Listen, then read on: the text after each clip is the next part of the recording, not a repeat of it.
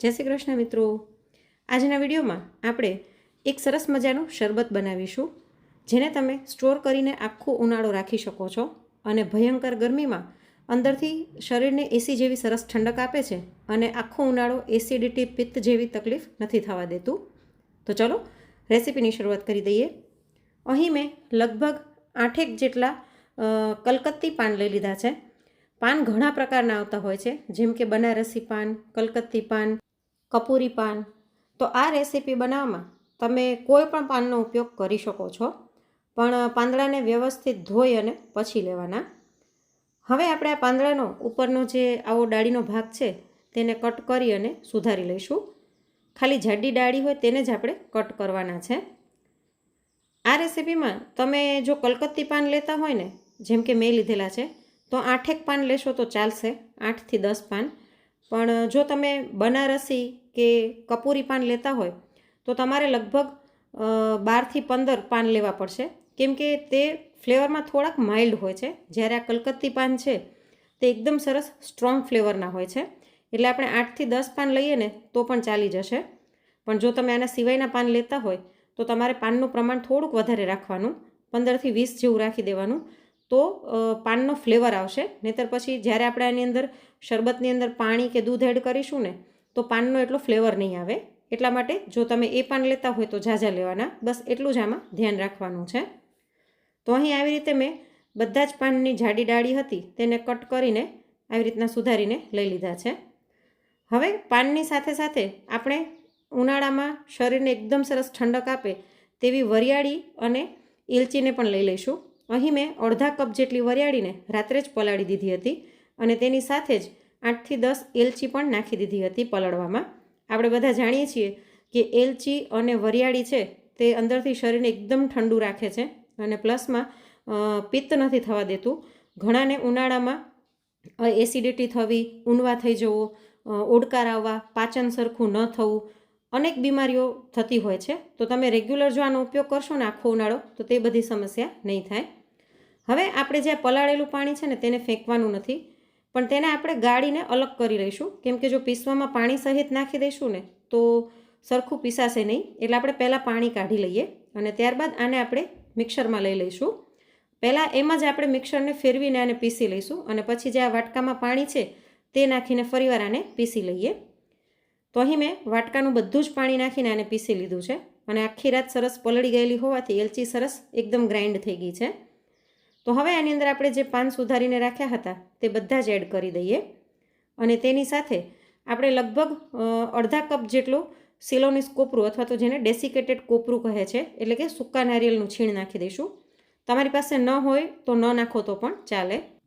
સાથે 5 થી 6 બરફના ટુકડા નાખી દઈશું, જેથી આનો કલર એવો ને એવો સરસ લીલો જળવાઈ રહે। અને હવે ગરમીમાં એકદમ સરસ ઠંડુ એવું આપણે ગુલકંદ લઈ લઈએ। 2 મોટી ચમચી જેટલું ગુલકંદ લઈ લઈશું। આ રેડીમેડ ગુલકંદ છે એટલે આનો કલર આવો છે, પણ એનો ફ્લેવર અને ટેસ્ટ ખૂબ જ સરસ છે। તો આને આપણે ફરીવાર પીસી લઈએ। તો અહીં મેં આને પીસી લીધું છે અને પીસવામાં મેં 1 કપ જેટલું પાણી પણ એડ કર્યું હતું। તો જો એકદમ સરસ આપણી પેસ્ટ તૈયાર થઈ ગઈ છે, બધું જ સરસ પીસાઈ ગયું છે અને એલચી, વરિયાળી, ગુલકંદ બધું હોવાથી આની સુગંધ એકદમ સરસ આવી રહી છે। તો હવે આપણે કડાઈ ઉપર એક ગરણો રાખી દઈએ, તેની ઉપર એક આપણે પાતળું એવું કપડું રાખી દઈશું અને આની અંદર આપણે તૈયાર કરેલી પેસ્ટ નાખી દઈએ અને સાથે જ મિક્સર જારની અંદર 1 ગ્લાસ જેટલું પાણી નાખી અને હલાવીને ફરીવાર આપણે આની અંદર નાખી અને નીચોવી લઈશું। પહેલાં હું એમને જ દબાવીને નીચોવી લઉં છું અને પછી મિક્સરમાં પાણી નાખીને હલાવીને આની અંદર હું નાખી દઈશ અને એને પણ આપણે નીચોવી લઈશું। તો જો અહીં મેં બધો જ રસ આનો નીચોવી લીધો છે અને બાકી જે બચ્યું છે એને આપણે ફેંકી દઈશું। તો હવે આની અંદર આપણે 1 વાટકી જેટલી સાકર લઈ લઈશું। તમે સાકરની બદલે ખાંડનો ઉપયોગ પણ કરી શકો છો, પણ ખાંડ કરતાં સાકર વધારે સારી અને સાકર ઠંડી પણ રહે છે ઉનાળામાં, એટલે અહીં મેં સાકર લીધી છે। તો હવે આપણે આને ગેસ ઉપર મૂકી દઈએ। આપણે અહીં પીસવામાં ગુલકંદ લીધું હતું, એ પણ એકદમ ગળ્યું હોય છે, એટલે મેં સાકર 1 વાટકી જ લીધી છે। પણ તમે જો ગુલકંદ ન લેતા હોય અને એની બદલે ગુલાબની પાંદડી પણ લઈ શકો છો, અડધાથી 1 વાટકી જેટલી ગુલાબની પાંદડી તમે નાખી શકો છો। તાજા ગુલાબની પાંદડી કે સુકાયેલી કોઈ પણ લઈ શકો છો, પણ જો તમે ગુલાબની પાંદડી લેતા હોય ને તો તમારે અહીં સાકર 1.5 વાટકા જેટલી લેવાની। હવે આની અંદર હું 3 થી 4 ટીપા જેટલા ગ્રીન ફૂડ કલરના એડ કરું છું. આ નાખવું બિલકુલ ઓપ્શનલ છે, તમારે ન નાખવું હોય તો સ્કીપ પણ કરી શકો છો. પણ જ્યારે આપણે છેલ્લે આની અંદર દૂધ કે પાણી એડ કરીશું ને તો એનો કલર સાવ ડલ થઈ જાય છે, એટલા માટે અહીં મેં 3-4 ડ્રોપ્સ એડ કર્યા છે. તો આને બરાબર મિક્સ કરી લઈએ. આપણે ઉનાળામાં અનેક પ્રકારના શરબત બનાવતા હોઈએ છીએ. મેં આની પહેલાં તમારી સાથે અનેક શરબતની રેસિપીઓ શેર કરેલી છે, જે બધાની લિંક હું તમને નીચે ડિસ્ક્રિપ્શન બોક્સમાં આપી દઈશ. પણ એ બધા કરતાં આ પાન ફ્લેવરનું શરબત છે તે વધારે ટેસ્ટી અને એકદમ સરસ રિફ્રેશિંગ રહે છે. તો હવે આપણે આ ખાંડ ઓગળે અને સહેજ ઘટ થાય ત્યાં સુધી થવા દઈએ. તો જો અહીં સાકર એકદમ સરસ ઓગળી ગઈ છે અને મિશ્રણ આપણું ઘટ થઈ ગયું છે પહેલાં કરતાં. આપણે આની અંદર કોઈ તાર કે ચાસણી નથી લેવાની, ખાલી હાથમાં ચીકાશ લાગવા લાગે અને પાછળ આવી રીતના આછું કોટિંગ થાય ચમચામાં એટલું જ આપણે આને ગરમ કરવાનું છે, બહુ વધારે નથી ગરમ કરવાનું. આની અંદર ખાંડની ચાસણી ન આવી જાય તેનું ધ્યાન રાખવાનું. હવે ગેસની ફ્લેમ બંધ કરી અને લગભગ અડધી ચમચી જેટલો લીંબુનો રસ નાખી દઈશું અને એને મિક્સ કરી લઈએ. લીંબુનો રસ નાખવાથી આમાં ખટાશ બિલકુલ નહીં આવે, પણ શરબત ઠંડુ થાય પછી ઘણી વખત આપણે ફ્રીજમાં રાખીએ ને તો તે ક્રિસ્ટલાઇઝ થઈ જતું હોય છે, એટલે કે ખાંડ અંદર જામી જતી હોય છે. જે પ્રોબ્લેમ આવી રીતના લીંબુનો રસ નાખવાથી નહીં થાય. તો આને નીચે લઈને ઠંડુ થવા રાખી દઈએ. ઠંડુ જ્યારે કરીએ ને તો વચ્ચે વચ્ચે હલાવતા રહેવાનું, જેથી ઉપર પોપડી ન વળી જાય. તો હવે આ શરબતને તમે સ્ટોર કરી કાચની બરણીમાં 12-1 મહિના સુધી અને ફ્રીજમાં આખો ઉનાળો સાચવીને રાખી શકો છો, જરાય પણ ખરાબ નહીં થાય. અને જ્યારે પણ શરબત પીવાની ઈચ્છા થાય તો તમે ઇન્સ્ટન્ટ શરબત બનાવી શકો છો. 2 ગ્લાસમાં મેં 2 બરફના ટુકડા લઈ લીધા છે, સાથે 3 થી 4 ચમચી જેટલું આપણે બનાવેલું સિરપ લઈ લઈશું.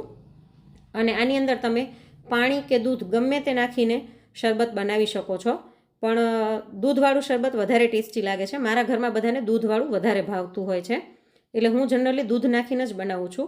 અને કદાચ કોઈ મહેમાન આવવાના હોય તો તમે મિક્સર જારની અંદર દૂધ, વેનીલા આઈસ્ક્રીમ અને આ સિરપ નાખીને ગ્રાઇન્ડ કરીને પણ આપી શકો છો, તે પણ ખૂબ જ ટેસ્ટી લાગે છે. તો આ ઉનાળામાં ભયંકર ગરમીથી બચવા માટે તમે પણ એક વખત આ શરબતની રેસિપી જરૂરથી ટ્રાય કરજો. અને દૂધવાળા શરબતમાં ઉપર તમે થોડાક ડ્રાયફ્રૂટ નાખીને ગાર્નિશ કરીને પણ આપી શકો છો.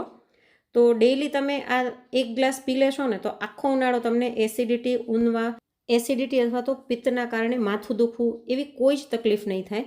તો તમે આ રિફ્રેશિંગ ડ્રિંકની રેસિપી જો ક્યારે ટ્રાય ન કરી હોય ને તો આ ઉનાળામાં એક વખત જરૂરથી ટ્રાય કરજો. અને આજની આ રેસિપી તમને કેવી લાગી તે કોમેન્ટ કરીને જરૂરથી જણાવજો. અને જો રેસિપી ગમી હોય તો લાઈક કરીને વધુમાં વધુ શેર પણ કરજો. અને આવી જ અવનવી રેસિપી જોવા માટે ચેનલને સબસ્ક્રાઈબ કરવાનું ના ભૂલશો. સબસ્ક્રાઈબ કરવું બિલકુલ ફ્રી છે. જલ્દી જ મળીશું એક નવી રેસિપી સાથે. Thanks for watching.